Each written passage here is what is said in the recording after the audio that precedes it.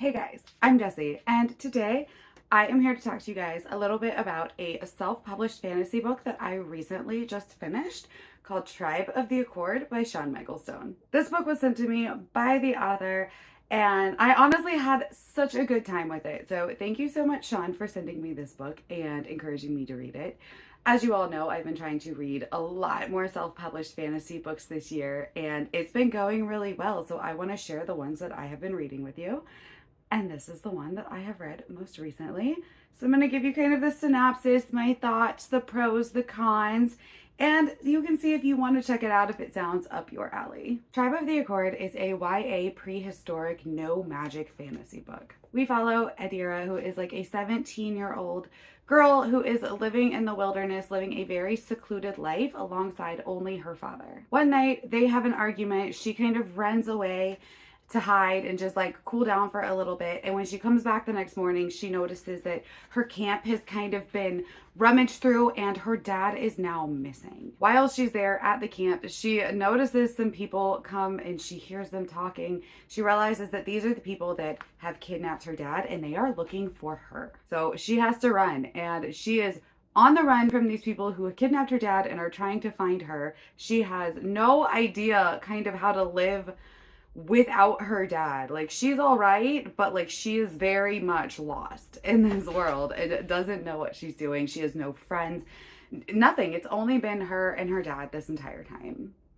Along the way, she does meet some people, make some friends, and starts learning a lot about herself and the world outside of living in seclusion. Of course, her ultimate goal is to find and rescue her dad, but along the way, she kind of comes across other things that she also wants, which is like being a part of a tribe and having friends and people her own age and, you know, learning what else is out there. So it's really a coming of age story, and I really enjoyed it. So we're going to touch on kind of the main themes of this book are like survival, you know, coming of age, self-identity, kind of finding your place in society when you don't know, you know, what to do and like, you know, what society is. Even though this is a prehistoric society, there are, you know, kind of tribes and like differences between the tribes and, you know, commingling, and she has been raised in seclusion, so really finding her place in the world. And it's also a very big found family book. So if you like found family, then this is one that I would definitely recommend because it has so much of that. I'm going to say that that's pretty much the overarching like trope that I noticed was like the found family. I'm going to kind of touch on the pros and the cons of this book. We're going to start out with the positive. And for one, the pacing was fantastic. It kept me interested the entire time. And I read this whole book in like a day. So it flew by. It wasn't, you know, short and draggy, and it never really lost me. It always kept my interest and kept me going and kept me turning pages and wanting to know more. I honestly really liked that this was a shorter book because it was just nice to have something to read between like super long, epic, you know, stories. So it's nice to have something that's just short and fast paced and quick and fun. And I really liked it. I think the author really nailed the pacing on this one. Again, the found family aspect of this book. You know that that's one of my absolute favorite tropes to see in YA, adult, whatever it may be. I really like the found family trope. I really like that not everybody just like hit it off and we're best friends right away. There was definitely a lot of struggles, a lot of confusion, and during the entire time, it's like that actual, you know, learning about someone else when you have never experienced being around someone else. Like, you've never been a friend, you've never had a friend, you don't know how this works. And there's a lot of like kind of push back and forth and like a little bit of arguing and just kind of learning how to be a friend and accept friendship. And I really liked that aspect of it where it wasn't just all like, oh, we met and everything is perfect. Like, there was some, you know, pushback there with the found family and, you know, some arguments. And I really liked it. It made it seem more realistic. I also really liked Adria's character development. She grew quite a bit from the beginning of the book to the end of the book.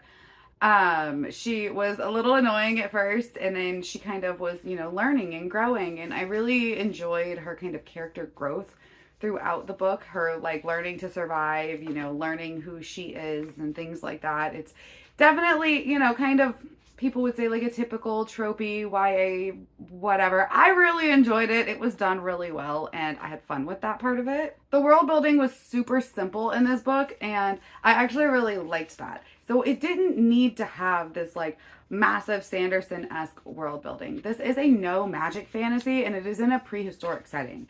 So it is really easy to kind of wrap your head around this like tribal prehistoric land. So there wasn't a whole lot that needed to be done as far as like intricate world building. It was very much just like, okay, I understand it. I understand the rules of this world. I understand how everything is working. You know, there's different tribes and they, you know, kind of either hate each other or like each other. And then we have, you know, these people that kind of like live on the outskirts that like aren't a part of a tribe and don't want to be part of a tribe. And then we have different kind of like topographical like landscapes. Like we have desert and we have forest and we have, you know, the mountainous terrain. So we get a lot of that, and the world building is more so in just kind of learning like the terrain and things like that, and like the cultural world building, because there is, like I said, no like magic within this book. There's no technology. Like I said, it is prehistoric. But yeah, it was really cool. I think the world was built really well and really easy to understand. So of course, while I did really, really enjoy this book, I do have some things that, you know, may or may not be my favorite part, and they may work for you, they may not work for you, but I wanted to make sure, you know, we kind of mentioned the pros and the cons as I do in all of my reviews. And first and foremost, I thought that kind of the antagonist's motivation were a little lacking in certain parts of it. Like, I was a little confused as to like why they're doing all this, why they're hunting, you know, the tribes, why they took, I kind of get why they took the father. You do figure that out. That at least made sense. But it's like, why do they still want Adria? Like, why are they doing all of this? Some of the motivations, it's like, okay, maybe, but like, it doesn't make sense. And like, there were, I can't say much without spoiling it, but like, there were certain characters that you find out about at the end, and I'm like, what was the motivation there? Like, it didn't really make sense. Like, what? So I'm hoping that because this is a first book in a series, some of that will become clearer and more fleshed out and I guess make more sense as we get to the rest of the series, because this is a first book. So of course I'm a little more open to having questions and not having all of my questions answered and things like that when I know that there is going to be a continuation of the series.